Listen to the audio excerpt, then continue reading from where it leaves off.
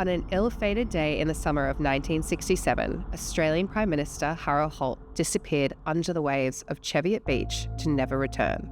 So Harold Holt, our sitting Prime Minister, went for a swim and was never seen again. Holt was Australia's 17th Prime Minister. Just before Christmas in 1967, he decided to take a break down at one of his beach houses on the Mornington Peninsula in Victoria.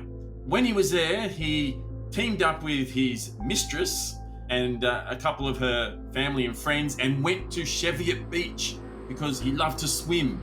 And on this particular day, conditions were very rough. The other three in the party didn't go in the water, or they just stayed in the shallows. But Holt said, "I know this beach like the back of my hand." So out he went into the ocean. It was the ocean was a bit rougher than normal. It wasn't the best of days. And he vanished. He literally vanished within less than a minute. His mistress later said he was taken away like a leaf. He just disappeared. There's a number of different theories as to what happened to Holt. One of the wildest is that he was actually assassinated by the CIA because Holt had just approved the imminent removal of Australian troops from Vietnam.